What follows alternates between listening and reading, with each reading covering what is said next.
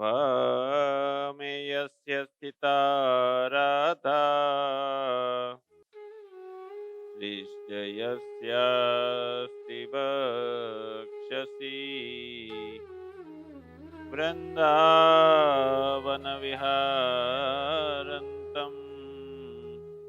श्रीकृष्णं हृदि चिन्तये।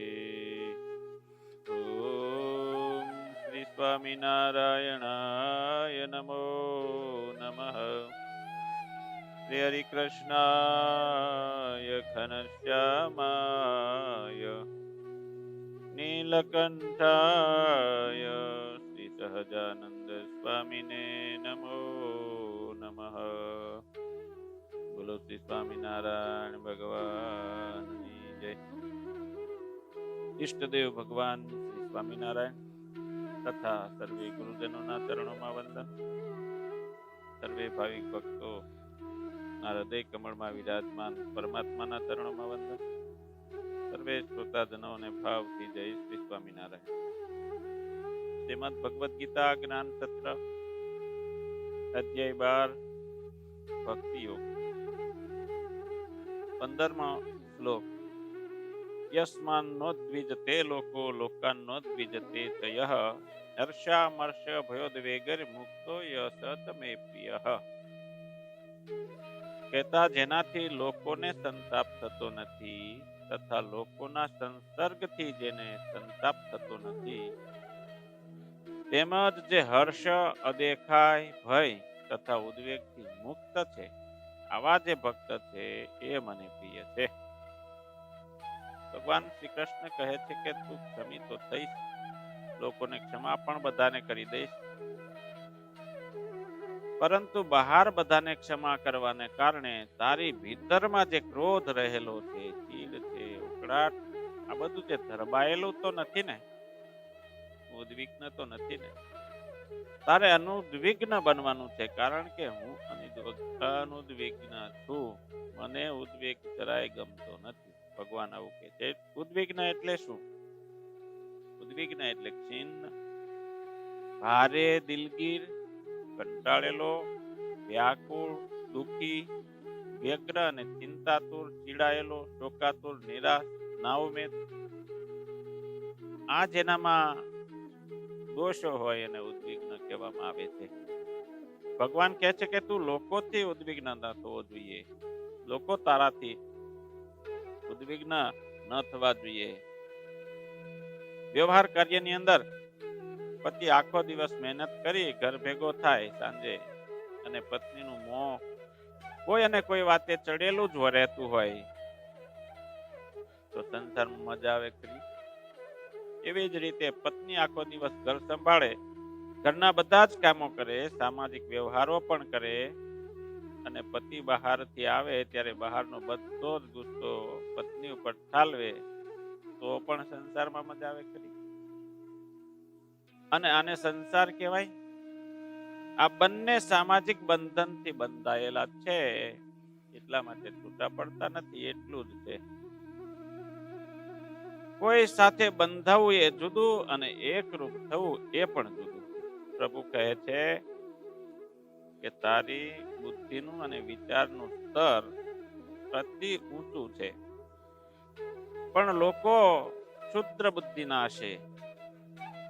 તું શરૂઆતમાં તેમના બધા જ અવગુણો તરફ ક્ષમાવાન થશે, પરંતુ લોકો એવા છે કે તું જે સારી વાત કહીશ તે સાંભળશે ખરા, તારો જય જયકાર પણ કરશે, મોટે મોટેથી તારી સ્તુતિ કરશે, તારા માટે જીવ આપી દેવા તૈયાર પણ થશે, પરંતુ પોતાનું વ્યક્તિગત જીવન બદલવા માટે લેશ માત્ર કોશિશ નહીં કરે.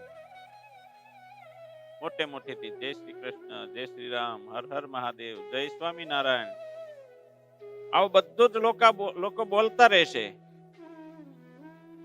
અને વ્યસનોના ઢાંકણ પણ ખોલતા રહેશે. આ સમયે તું ઉદ્વિગ્ન થઈ જઈશ કે અને બોલી જઈશ કે જાઓ પડો ખાડામાં, તમારો ઉદ્ધાર કોઈ કાળે થવાનો જ નથી. આમ ગુસ્સામાં બોલી દઈશ તો તારો શાપ એને લાગશે અને એનું અહિત થઈ જશે. કારણ કે તું મારો ભક્ત છે, તારું બોલેલું તથાસ્તુ કેવું એ મારી ફરજ છે. અને એ તથાસ્તુ થઈ જશે તો લોકો દુઃખી દુઃખી થઈ જશે, ઉદ્વિગ્ન થઈ જશે. પ્રભુ પોતે સર્વવ્યાપક છે અને પ્રભુ એમ ઈચ્છે છે કે મારી સાથે યોગ સાધનાર જે જીવ છે તે પણ આવો જ સર્વવ્યાપક બને. આટલી ઊંચી કક્ષાએ પ્રભુ આપણને લઈ જવા માટે માંગે છે. તેથી આપણું વર્તુળ વ્યાપક કરવાનું કહે છે. વસુધૈવ કુટુંબકમ, આખી પૃથ્વી જે છે ભગવાનની છે. ભગવાનને કોણ ગમે? જે સૌને ગમે તે ભગવાનને ગમે. એટલે આપણું જીવન, આપણા સ્વભાવ, આપણા ગુણો આ બધાને ગમે એવી રીતે કેળવવા જોઈએ, એમ અહીંયા શ્રીમદ ભગવદ્ ગીતામાં કહેવામાં આવ્યું.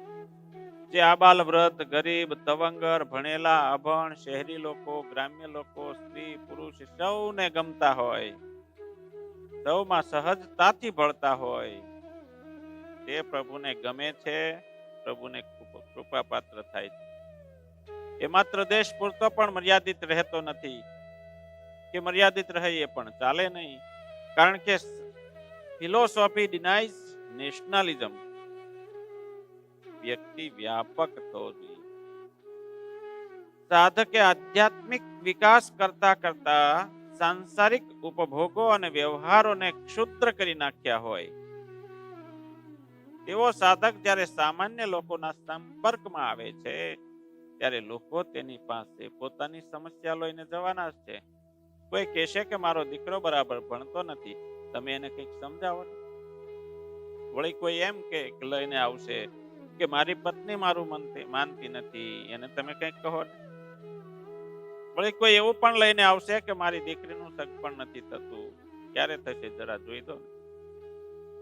મારો ધંધો નવો કર્યો છે, તમે એની ઓફિસની ઉદ્ઘાટનમાં આવો ને, જેથી એ સારું ચાલે, આવી મારી નમ્ર વિનંતી છે. આવું બધું ઘણું લોકો લઈને આવશે. લોકોના જીવનમાં હજારો કોયડાઓ, લાખો મહત્વાકાંક્ષાઓ હોય છે. પ્રભુ કહે છે કે લોકો આ બધું લઈને આવશે અને તને ઉદ્વિગ્ન કરી નાખશે. તને એમ લાગશે કે આ લોકો શું ક્ષુદ્ર વાતોમાં મચી પડેલા છે. આ તે કઈ જીવનના કોયડા કહેવાય? કારણ કે સાધકનો બૌદ્ધિક વિકાસ એટલો થયેલો હોય છે, એટલી ઊંચી કક્ષાએ પહોંચ્યો હોય છે કે એને આ બધી સાંસારિક વાતો ક્ષુદ્ર લાગે છે. અને એટલા માટે જ આ બધું સાંભળીને લોકોને સંસારમાં ડૂબેલા, દુઃખી, દીનહીન, અસહાય જોઈને ઉદ્વેગ થાય છે. પ્રભુ કહે છે લોકો આવા જ છે ને તારી પાસે આવું ઘણું બધું લઈને આવશે, ત્યારે તને ઉદ્વિગ્નતા ન થવી જોઈએ. તું લોકોથી તુજથી લોક ન થાય કદી ઉદ્વિગ્ન. એમ થશે તો ઊભું થશે પ્રભુ મિલનમાં વિઘ્ન.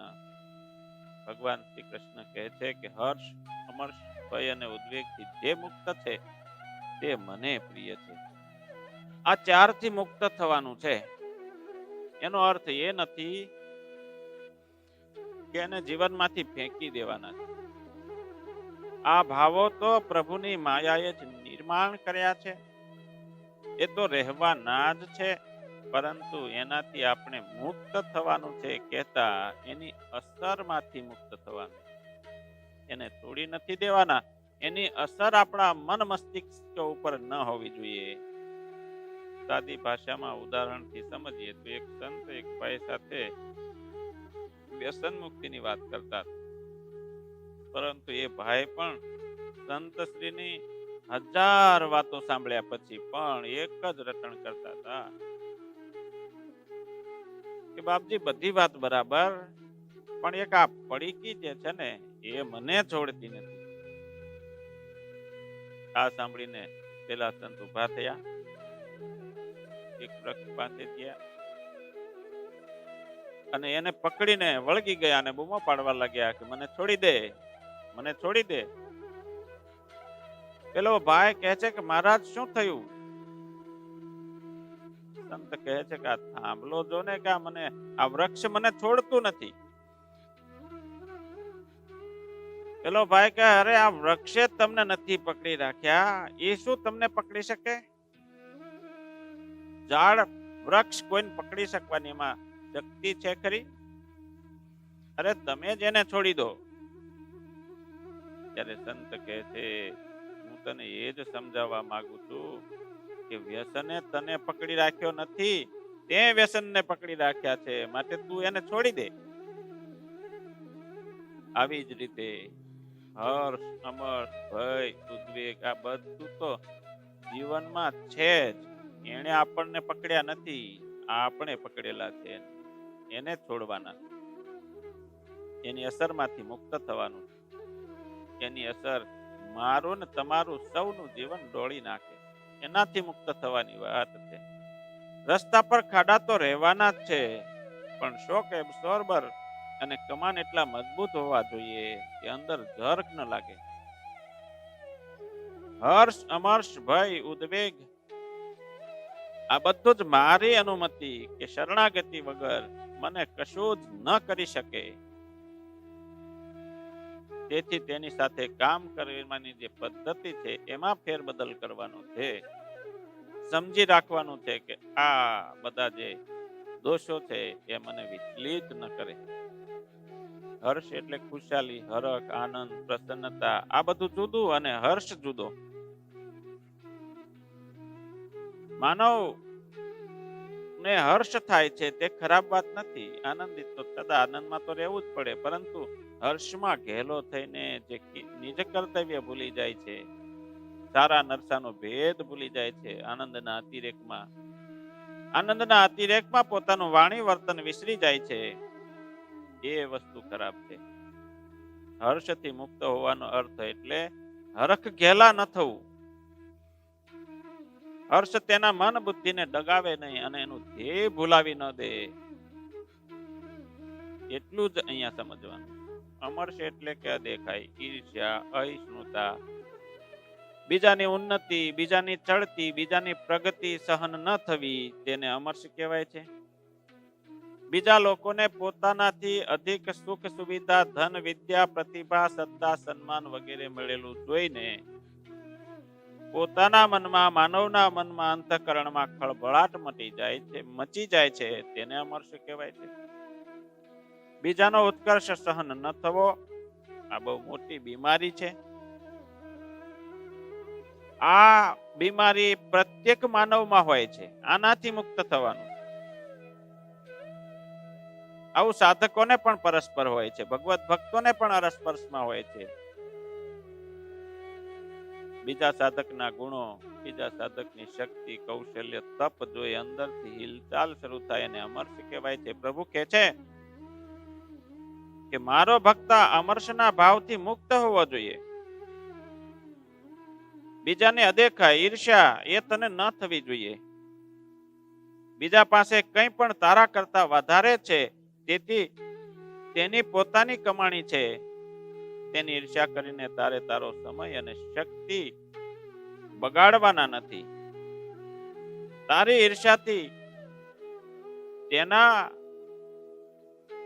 ધન વૈભવમાં કઈ ઓટ આવવાની નથી કે એને કશું ઘટવાનું નથી, પરંતુ નુકસાન તને જરૂર થવાનું છે. એટલા માટે અમર્ષથી, ઈર્ષ્યાથી, અસૂયાથી મુક્ત રહેવું એ ખૂબ મોટી સિદ્ધિ છે. ભય એટલે ભીતિ, ડર, બીક, દહેશત. ભય એ માનવ જીવનનો સ્થાયી ભાવ છે. ભાવ, રતિ, હાસ્ય, શોક, ક્રોધ, ઉત્સાહ, ભય, જુગુપ્સા, આશ્ચર્ય આ 9 પ્રકારના સ્થાયી ભાવ છે. ગમતાનો વિયોગ અને અણગમતાનો સંયોગ, એની આશંકાથી જે મનોવિકાર ઉત્પન્ન થાય છે એ ભય છે. ચોર, આતંકી, ડાકુ, જાનવર, પક્ષી વગેરે બાહરી કારણોસર ભય થાય છે. એવી જ રીતે આંતરિક કારણોસર જેમ કે ચોરી, જૂઠ, કપટ, વ્યભિચાર વગેરે શાસ્ત્ર વિરુદ્ધનું જે આચરણ છે એનાથી પણ એક અંદર ભય ઉત્પન્ન થતો હોય છે. અને સૌથી મોટામાં મોટો કોઈ પણ ભય હોય તો એ મૃત્યુનો ભય છે. આજનો માનવ ડગલે ને પગલે સતત મરતો જ રહેતો હોય છે. જેમ કે ટ્રેન ચૂકી ગયા તો મરી ગયા, ટ્રેન લેટ થઈ ગઈ તો મરી ગયા. બાળપણમાં શિક્ષક મારશે, લેસન વધુ આપશે, પેપર કેવું આવશે વગેરે અનેક ભીતિઓ છે. મોટા થતા સારી નોકરી મળશે કે નહીં મળશે, ધંધો ચાલશે કે નહીં ચાલશે, સારો જીવન સાથી મળશે કે નહીં મળશે, આવી અનેક ભીતિઓનો તો કોઈ પાર જ નથી. સાધકના જીવનમાં આવી ક્ષુદ્ર ભીતિ ન હોઈ શકે, પરંતુ તેમને પોતાની એક વિશિષ્ટ ભીતિ હોય છે. તેમને સતત એમ લાગતું હોય કે આ મારું કામ પ્રભુને ગમશે કે નહીં ગમશે, પ્રભુ મને સ્વીકારશે કે નહીં સ્વીકારશે, હું સાચા રસ્તે છું કે નથી. આ બધી ભીતિ સાધકના ચિત્તને અસ્વસ્થ કરે. પ્રભુ કહે છે કે આવો ભીતિગ્રસ્ત જીવ મારી સાથે યોગ ન સાધી શકે. ભગવાનના રસ્તે ચાલ્યા એટલે ચાલ્યા. ભગવાનમાં વિશ્વાસ હોવો જોઈએ કે પ્રભુ આ મને મળ્યા એ પ્રભુ મારો આત્માનો ઉદ્ધાર કરવાના જ છે. આવી એક નિષ્ઠા અને વિશ્વાસ હોવો જોઈએ. ડર રાખ્યા વગર ભગવાનનું ભજન કરતા જાઓ. ભગવાન સતત આપણા રક્ષણમાં જ છે.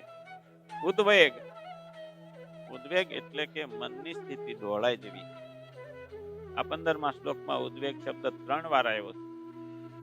એકવાર પ્રભુએ કહ્યું કે તારા કોઈ વચન કે કૃતિથી કોઈ પણ મનુષ્યને ઉદ્વિગ્નતા ન થવી જોઈએ. બીજી વાર કહ્યું કે બીજા મનુષ્યના કોઈ વચન કે કાર્યથી તને ઉદ્વિગ્નતા ન આવવી જોઈએ.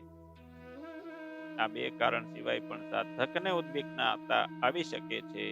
જેમ કે વારંવારના સખત પ્રયત્ન કર્યા છતાં એ કાર્ય પાર ન પડે, પોતાની ઈચ્છાનુસાર ફળ કે પરિણામ ન મળે, દુઃખદાયી અને હૃદયદ્રાવક ઘટનાઓ બને, પોતાના સંકલ્પ કે સાધનામાં વિઘ્નો આવે, પ્રતિકૂળ સંજોગો નિર્માણ થાય. આવા કોઈ પણ સંજોગોમાં ઉદ્વેગ ન થવું, ઉદ્વિગ્ન ન થવું. પ્રભુ કહે છે કે જે ઉદ્વેગથી મુક્ત છે, જે ભક્તને આવા કોઈ પણ પ્રકારના ઉદ્વેગ થતા નથી, એવા ભક્ત જ મને પ્રિય છે. મુક્ત, મુક્ત એટલે કે બંધન રહિત. આ ચારેય વિકારોથી છૂટેલો. આ શ્લોકમાં ભક્ત ન કહેતા પ્રભુએ મુક્ત શબ્દનો ઉપયોગ કર્યો છે. એટલે કે આ ચારેય વિકારોથી સંપૂર્ણ મુક્ત હોય તે ભક્ત મને પ્રિય છે, એમ પ્રભુ કહેવા માંગે છે. યોગીના જીવનમાં હર્ષ, અમર્ષ, ભીતિ અને ઉદ્વેગ આ ચારેય સામાન્ય માનવ કરતા વિશિષ્ટ હોય. તેમની તકલીફ આપણને ન સમજાય, પરંતુ મૂળ વાત તો પ્રભુ એ કહે છે કે આ 4 બાબતોની તારા મન પર કોઈ છાપ ન પડવી જોઈએ, એની અસર ન રહેવી જોઈએ, એની અસરથી તારું મન હેંગ ન થઈ જવું જોઈએ. જેને પ્રભુ ઉપર પૂર્ણ શ્રદ્ધા છે, પ્રભુ છે જ તે મારું જીવન ચલાવે છે, તે જ મારી સંભાળ રાખે છે. આ લેશન જેનું પાકું હોય તેને હર્ષ, અમર્ષ, ભય કે ઉદ્વેગ યોગ માર્ગથી ચલિત ના કરી શકે. અનપેક્ષ, સુચિર દક્ષ, ઉદાસીનો ગતવ્યથઃ સર્વારંભ પરિત્યાગી યો મદ ભક્ત સમે પ્રિય. મારો જે ભક્ત સ્પૃહા રહિત હોય, આંતર કે બાહ્ય રીતે પવિત્ર હોય, દક્ષ હોય, ઉદાસીન અને વ્યથા રહિત અને સર્વ આરંભનો ત્યાગ કરનારો છે, એવો ભક્ત મને પ્રિય છે. અનપેક્ષ એટલે જેને કોઈની અપેક્ષા નથી, અપેક્ષા રહિત, લાલસા રહિત, આકાંક્ષા રહિત, નિસ્પૃહ એવો ભક્ત. અપેક્ષા માણસને હલકો બનાવે છે. એકવાર અપેક્ષા આવી કે માનવને તે પૂર્ણ કરવા માટે કેટલાયની દાઢી પકડવી પડે છે. અપેક્ષા શા માટે ઉત્પન્ન થાય છે? વાસનાથી થાય છે, આકર્ષણથી થાય છે. અપેક્ષા એટલે ઈચ્છા બીજા પાસેથી કે અજ્ઞાત શક્તિ પાસેથી પોતાનું ધાર્યું કંઈક ને કંઈક કામ થઈ જવાનો જે ભાવ છે એને અપેક્ષા કહેવાય. અપેક્ષા એટલે ઈચ્છિત કામ એન કેન પ્રકારે પાર પાડવાની ધારણા, પોતે નક્કી કરેલું પરિણામ મેળવવાની ઈચ્છા. અને બહુ ખુલ્લા શબ્દોમાં કહીએ તો અપેક્ષા એટલે પ્રયત્ન વગર મોટું ફળ મેળવવાની ઝંખના, એને અપેક્ષા કહેવામાં આવે. પ્રભુ કહે છે કે તને કોઈ પણ જાતની અપેક્ષા ન હોવી જોઈએ, કારણ કે અપેક્ષા આવે એટલે સ્વાર્થ આવે, લાલસા આવે, લાચારી આવે, આશા આવે. આપણને આ સૂક્ષ્મ ફરક દેખાતો નથી. આપણે તો નાના નાના સ્વાર્થ માટે કેટલાયને મસ્કા મારતા હોય, માખણ લગાવતા હોઈએ છીએ.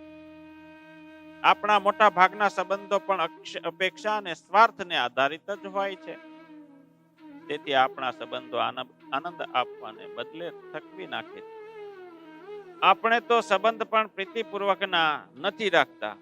આપણા પ્રત્યેક સંબંધો સ્વાર્થના અને તેને પરિણામે ભીતિના છે.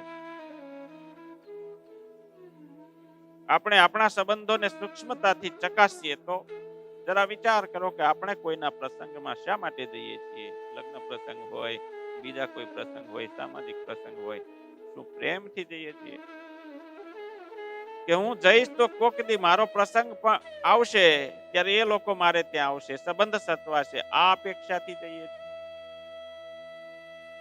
કોઈની સ્મશાન યાત્રા કે બેસણામાં શા માટે જઈએ છીએ? એમાં શોકના ભાવ કરતા હું ન જાઉં તો કેવું લાગશે, અને હું ન જાઉં તો મારે ત્યાં કોણ આવશે, આ ડર હોય છે, ભીતિ જ હોય છે. તેથી સંબંધોમાંથી ઉમળકો ગાયબ છે, માત્ર વિધિ રહી ગઈ છે. અને તેથી નવી પેઢીને આવા સંબંધોનો ભાર લાગે છે. અને સામાજિક સંબંધો એટલા બધા થઈ ગયા છે કે લોકોને એ સંબંધો સાચવવામાં પણ તકલીફ પડતી હોય છે, ભાર લાગતો હોય છે. પ્રભુ કહે છે કે તું મારી સાથે યોગ સાધવાનો હોય અને આખી દુનિયામાં અપેક્ષાનો ભાર લઈને લાચારીથી ફરવાનો હોય, એ ન ચાલે. અતૃપ્ત કે ચિંતાતુર સાધક મને ન મળી શકે. સાધક જ્યારે પ્રભુ પાસે પહોંચે તો ભગવાન પૂછે છે કે હું તારી પર પ્રસન્ન થયો છું, હું તારી પર રાજી થયો છું, બોલ તને શું જોઈએ છે, માગ માગ, તું માગે તે આપું. જ્યારે પ્રભુ આવું કહે છે ત્યારે સાધકની અપેક્ષા કે અનપેક્ષા ચકાસવા માટે પરીક્ષા લેતા હોય. અને એ વખતે જેણે માગી લીધું તે યોગની કસોટીમાં નાપાસ. પ્રભુની કસોટીમાં જેમણે માગી લીધું તે બધાને શાસ્ત્રકારોએ અયોગ્ય ચિતર્યા છે. કોઈ પણ ઋષિઓએ પોતાના માટે ક્યારેય કશું માગ્યું જ નથી. અને એવું કોઈ શાસ્ત્રમાં વર્ણન પણ નથી કે અમુક ઋષિએ પોતાના માટે કંઈક માગ્યું હોય. પ્રભુ માગ એમ કહે એ મારી સાધનાની સફળતા નથી, એક કસોટી છે. જે સાચો સાધક છે તે અનપેક્ષ હોય. તે પ્રભુની વાત સાંભળીને મીઠો છણકો કરે કે હે પ્રભુ, હું જીવન વિકાસના આટલા પગથિયાઓ ચડીને તારી પાસે આવ્યો, હજી તું કેટલી કસોટી કરી. પ્રભુ મને કોઈ અપેક્ષા નથી, તને જેમ યોગ્ય લાગે તેમ કર. આરામ રાખે એમ રહીએ, એની આવી સ્થિતિ હોય છે. આપણે તો મંદિરે જઈએ કે ઘરે પૂજા કરીએ તો પ્રભુની પાસે માગ જ કરતા હોઈએ. આપણી માગણીનું લાંબુ લચક લિસ્ટ તૈયાર જ હોય છે. જેટલી વાર ભગવાન સામે જાઓ એટલી વાર કંઈક ને કંઈક માગવાનું. વળી એ લિસ્ટ જે છે એ 24/7 અપડેટ થતું જ રહે. નવી નવી માગણીઓ એ લિસ્ટમાં ઉમેરાતી જ રહેતી હોય છે. એટલે આમ જોવા જઈએ તો સાધક કરતા પ્રભુ સાથે આપણી આત્મીયતા વધારે કહેવાય. ઘણી વાર પ્રભુ પાસે આવનાર કોઈ પ્રભુને મળવા આવતો નથી, માત્ર માગવા જ આવે છે. આપણે અંદરથી વિચારી લઈએ આપણા મનથી કે આપણે શું કામ મંદિરે જઈએ છીએ. મોટા ભાગના લોકો મંદિરે માગવા માટે જ જતા હોય છે. અને પ્રભુ માગણિયા સાથે ન ભળે નિરપેક્ષ કર્મયોગી સાથે જ પ્રભુ ભળે છે. એમની સાથે જ એમને મજા આવે.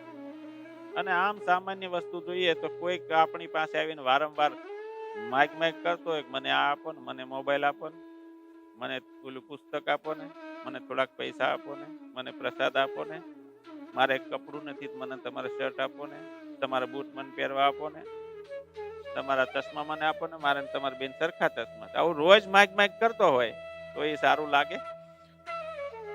સવારે ઉઠીને દીકરો બાપા પાસે કશુંક માગે, કલાક પછી બીજું કંઈક માગે, 2 કલાક પછી ત્રીજું કંઈક માગે, આખો દિવસમાં 10 વાર માઇક કરે તો એ બાપાને નહીં ગમે. એવી રીતે પ્રભુ પાસે પણ જે આવા માગણિયા ભક્તો છે એ પ્રભુને પણ ગમતા નથી. પ્રભુ પાસે માગવાનું શા માટે? ભગવાને માગ્યા વગર કેટલું બધું આપણને આપ્યું છે. સુંદર મજાનું આ શરીર આપ્યું છે, તન મન બુદ્ધિ આપ્યા છે, શક્તિઓ આપી, પ્રકૃતિ આપી. એટલું જ નહીં, એ સતત આપતા જ રહે છે. ઊંઘ આપે છે, જાગૃતિ આપે છે, યાદ શક્તિ આપે છે, પાચન શક્તિ આપે છે, રુધિરાભિસરણ કરી આપે છે. ન માંગતા જ્યાંથી અનંત મળતું હોય તો આપણે માંગીને એ પ્રવાહને શા માટે અટકાવવો જોઈએ? આપણું દહીં શા માટે આપણે આવી રીતે દોહળી નાખવું જોઈએ? પ્રભુ સાધકની આંખોમાં તૃપ્તિ અને ઝંખના ઝંખે છે. સાધકને ઇન્દ્રિય સુખની અપેક્ષા તો છૂટી જ ગઈ હોય, પરંતુ મનના સુખની અપેક્ષા પણ છૂટવી જોઈએ, એમ પ્રભુ કહે છે.